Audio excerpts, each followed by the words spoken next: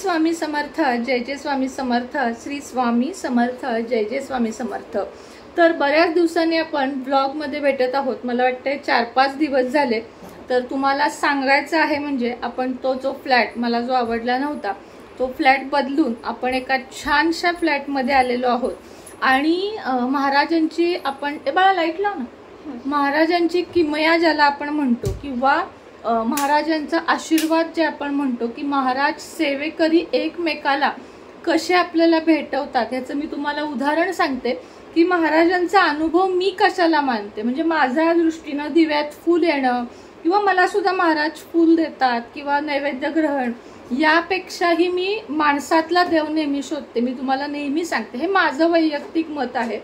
तर महाराज कसे सेवेकऱ्यांना जोडतात हे मला तुम्हाला सांगायचं आहे।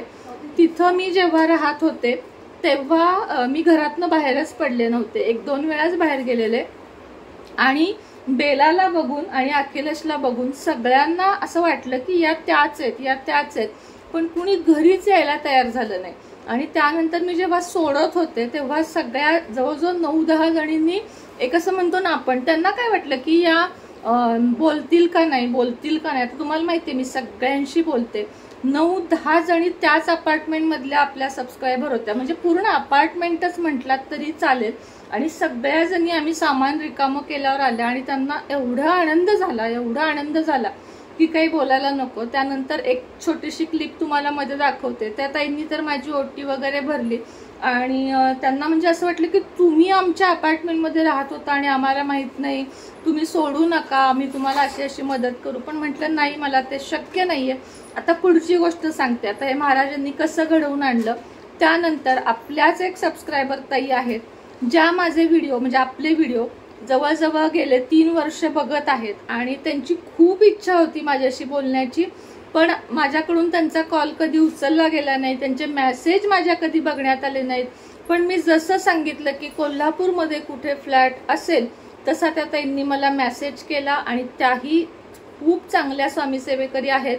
त्यांनी मेसेज केला आणि त्यांचे जवळजवळ त्या असतात कोकणमध्ये राहायला, म्हणजे मार्केटिंग करतात त्या ताई। त्यांचे दिवसातून 4-5 फोन यायचे, ताई मी तुम्हाला फ्लॅट बघून देणार, ताई मी तुम्हाला जसा हवा तसा फ्लॅट बघून देणार। पण तेव्हा मी तेवढं सिरियसली घेतलं नव्हतं। मला वाटलं की नाही, आपल्याला काही चांगला फ्लॅट मिळणार नाहीये आपण कोल्हापूरमध्ये जर आपल्याला फ्लॅटचं हे झालं। आणि ज्या दिवशी त्यांनी मला बोलावलं त्या दिवशी सुद्धा मी मनात असंच वाटत होतं मला की बहुतेक नाही आवडणार। एक थोडंसं माइंड थोडं हे झालं होतं माझं फ्लॅटच्या बाबतीत।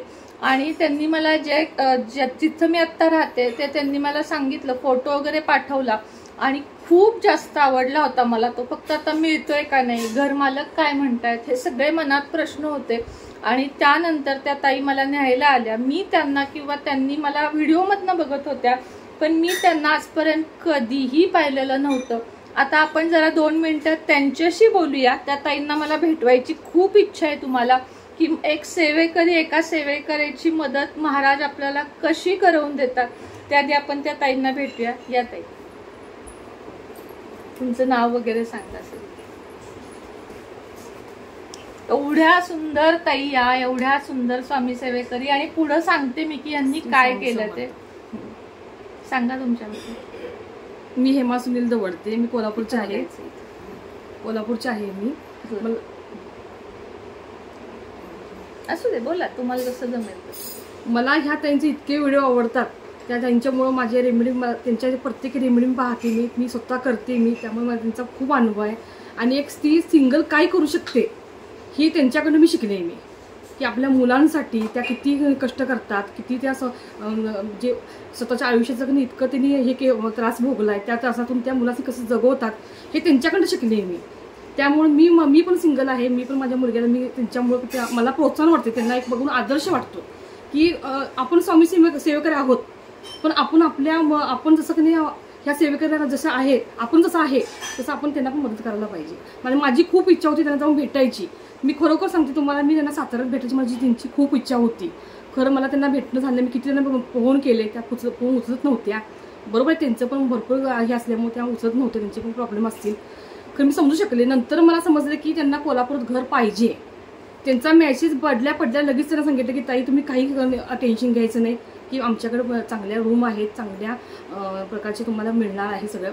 मग सगळं सोयीयुक्त मिळणार. माणसं आमच्या इथे चांगली, माझ्याकडची माणसं चांगली, माहेरची माणसं पण चांगली आहेत. मग त्या तयार झाल्या, त्यांना दाखवले मी. आणि माझी इच्छा होती की ह्या माझ्या ठिकाणीच येऊन राहायला पाहिजे, ही माझी इच्छा होती. ती माझी स्वामींनी माझी इच्छा पूर्ण केली. तर बघा, असं द्यायचं थांबा. तर अशा पद्धतीनं या ताई मला भेटल्या. पुढचं सांगते तुम्हाला. आता या ताईंनी मला आपल्या ज्या या ओनर आहेत घराच्या, त्यांना भेटवलं. त्या सुद्धा स्वामी सेवेकरी होत्या आणि त्यांनी आपलं चॅनल त्या बघत नव्हत्या ऍक्च्युली, पण त्यांनी सर्च केलं. त्यांना सुद्धा खूप बरं वाटलं. त्यांनी माझ्याकडून न ॲग्रीमेंट करून घेता, काहीही मला न विचारता, तुम्ही स्वामी सेवेकरी आहात, हा फ्लॅट आता तुम्हाला, असं म्हणून त्यांनी सुद्धा मला अतिशय विश्वासानं हा फ्लॅट दिला. आणि त्यांच्या विश्वासास तर मी पात्र उरणार. आता पुढं सांगते तुम्हाला. यानंतर माझ्या, तुम्हाला माहिती आहे आता कमरेचा मला बॅक पेनचा त्रास होता. एवढं सगळं सामान कसं लावायचं हा खूप मोठा प्रश्न माझ्या पुढे होता. पण या ताईंनी आता कोकणातलं स्वतःचं काम सोडून अतिशय निस्वार्थीपणानं सगळं सामान, मी तुम्हाला घराचं जेव्हा हाऊस टूर देईन ना तेव्हा सगळं सामान त्यांनी मला लावून दिलं. अगदी माझ्या आईच्या हातातली भांडी घेऊन सुद्धा त्यांनी घासली. परमेश्वर त्यांना आयुष्यात कधीच कशाचीच कमी पडून देणार नाही. आणि हा माझ्या तोंडचा शब्द आहे, हा खोटा झाल्याशिवाय राहणार नाही. त्यानंतर आपल्याकडे ज्या भांडेवाली मावशी आल्या, ते पण मी सांगते, भांडेला नाही मला म्हणायला आवडत, आपल्याकडे ज्या ताई आल्या ज्या मला मदतीला येतात, आता केर फरशी असेल भांडी, तर त्या माझ्याकडे बघत होत्या, तिकडं बघत होत्या. म्हटलं काय झालं ताई? अहो मी तुमचं चॅनल बघते. आज सकाळी त्या मला म्हटल्या मी पूजा करायला बसलेले आणि तुम्हाला मी अशी भेटीन हे मला कधीच वाटलं नव्हतं. आणि त्याही मला छान मदत करतात. आणि यांना तर माझा हॅट्स ऑफ आहे की या कोकणात डोंगर दऱ्यात चढून मार्केटिंग करतात, जे मी एकेकाळी केलेलं आहे.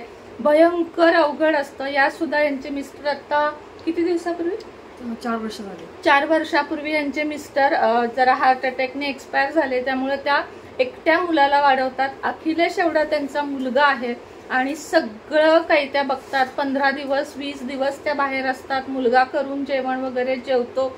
आणि खरं सांगते की अशी ही आपली महाराजांची साखळी असते की त्यांनी,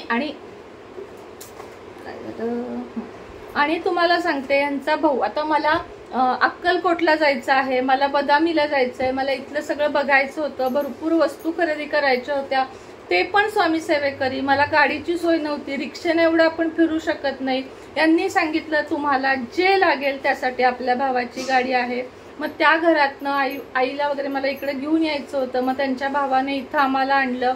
2 दिवस जी काही माझी कामं होती ती सगळे त्यांच्या भावाची अर्टिका गाडी आहे आणि त्यांनी सगळी ती कामं माझी करून दिली. आणि आता सगळं जिथल्या तिथं आपलं सामान वगैरे लागलं आहे, या ताईंनी लावून दिले. आईनं मी थोडंच केलं खरं सांगते, कारण मला होत नव्हतं.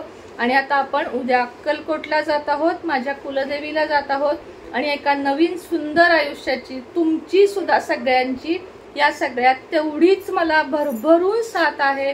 आणि मला अशीच साथ द्या. आणि अजून एक सांगते की माझ्यावर नाराज होऊ नका. जरी माझ्याकडून ऑर्डरला उशीर झाला, काय झालं, मी एकटी लेडीज मेहनत करते आणि याता आपल्याला मदत करणार आहेत. यापुढे तुमची ऑर्डर जरा मी लवकर देण्याचा प्रामाणिक प्रयत्न करेन. आपल्या इथं 1% काय, तुम्हाला 0% सुद्धा कधी आपण फसवणार नाही, हे मी स्वामींचरणां शपथ घेऊन सांगते. आणि अशी भरभरून साथ द्या. आपल्याला एकत्र सगळ्यांना खूप पुढे जायचं आहे. तर चला, आजच्या व्हिडिओमध्ये एवढीच माहिती होती. पुन्हा भेटूया नवीन व्हिडिओ सोबत, नवीन विषयासोबत. तोपर्यंत सगळ्यांना श्री स्वामी समर्थ.